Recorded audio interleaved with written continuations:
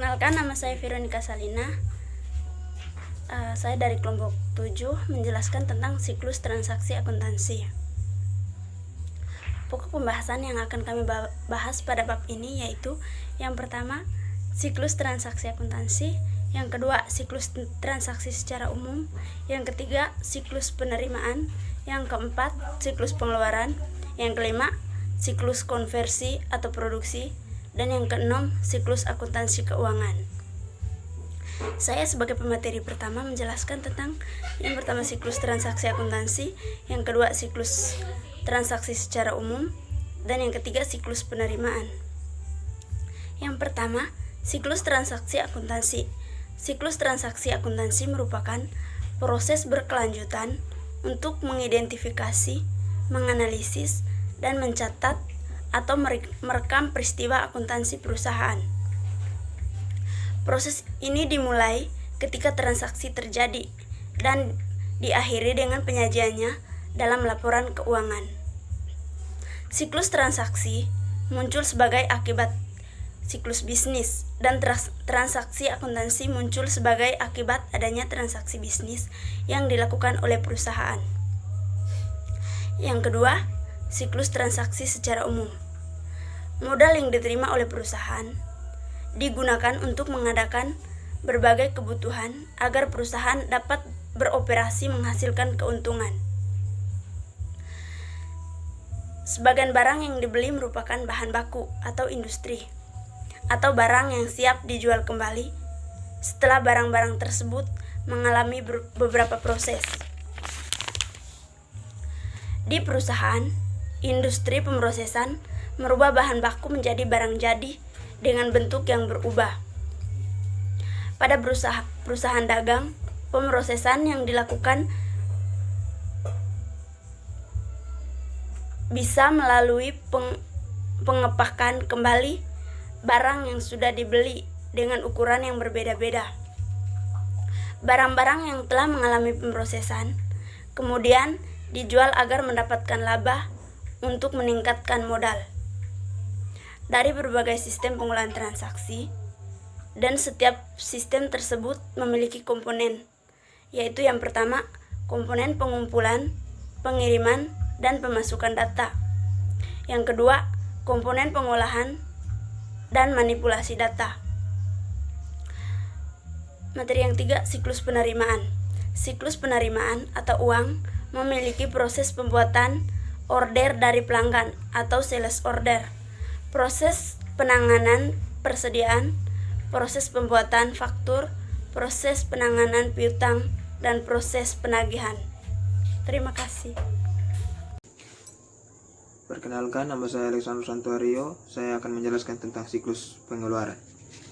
Siklus pengeluaran yang pertama yaitu pembelian. Rencana penjualan seringkali membantu perencanaan dalam pengadaan barang untuk dijual kembali atau untuk diproduksi. Umumnya order pembelian dipersiapkan berdasarkan perkiraan atau rencana penjualan.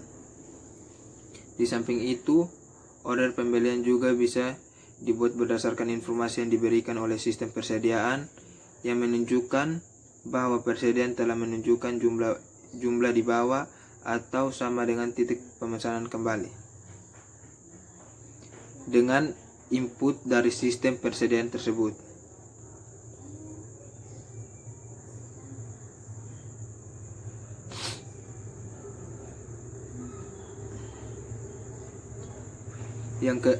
Yang kedua, penerimaan barang. Ketika barang diterima pada gudang, bagian gudang membuat laporan penerimaan sebagai bukti bahwa barang-barang yang telah diterima, berapa banyak yang diterima dan tanggal berapa diterima. Yang ketiga adalah hutang dan pengeluaran kas. Bila semua data dalam komputer termasuk permintaan pembelian, order pembelian, laporan penerimaan, dan faktur dari penjualan tersebut disetujui, maka hutang akan dicatat, pengeluaran kas disetujui, dan cek ditulis untuk pembayaran kepada penjual.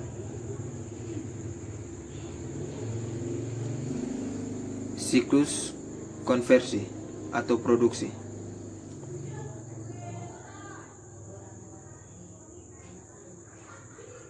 Sistem pengelolaan transaksi pada perusahaan manufaktur sama dengan SPT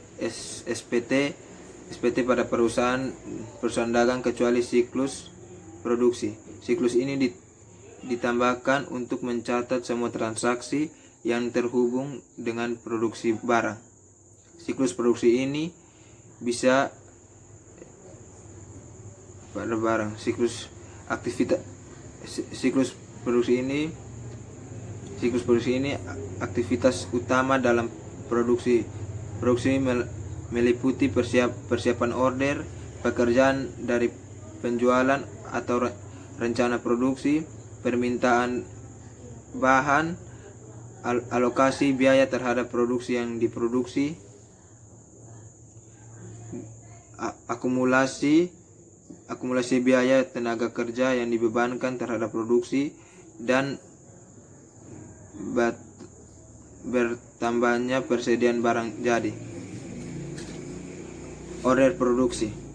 Pada awal siklus produksi, order produksi dibuat berdasarkan kepada rencana produksi dan status persediaan yang ada di gudang. Data yang masuk ke dalam order produksi berasal dari daftar bahan-bahan dan jadwal produksi. Yang kedua, permintaan bahan baku. Transaksi kedua yang diperlukan untuk memproduksi barang adalah permintaan barang baku atau komponen. Barang baku yang dibutuhkan kemudian diberikan kepada bagian produksi. Permintaan mungkin diproduksi secara otomatis kalau digunakan CAM atau Computer Aided Manufacturing atau sistem MRP. Yang ketiga, alokasi biaya produksi. Tahap selanjutnya yang harus dilakukan oleh karyawan bagian produksi adalah membuat barang yang dipesan dan mengalokasikan biaya dengan tenaga kerja yang digunakan. Dan untuk setiap pekerjaan yang dilakukan, seperti biaya-biaya dan ringkas dan rinci pada biaya produksi.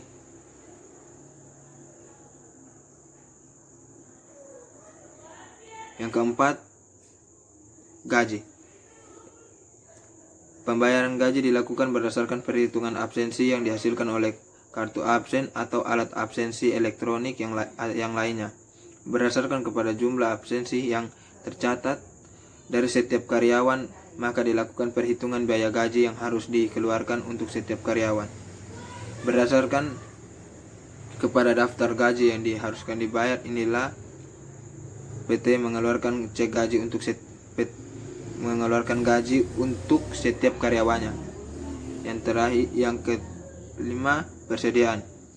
Ketika proses produksi selesai, produk yang dihasilkan kemudian ditransfer ke persediaan barang jadi untuk dijual.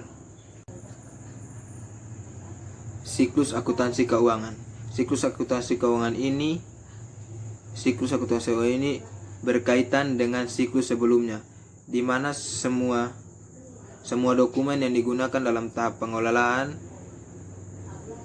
transaksi diberikan nama untuk pengendalian dan referensi. Siklus ini lebih merupakan proses ringkasan atau posting.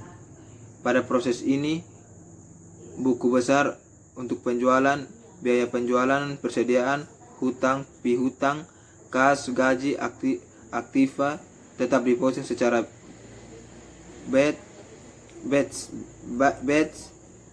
dari berbagai jurnal.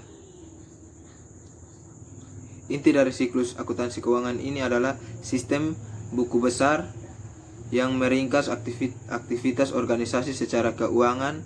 Buku besar ini merupakan sumber data laporan keuangan dan perencanaan keuangan dalam sistem informasi manajemen. Terima kasih.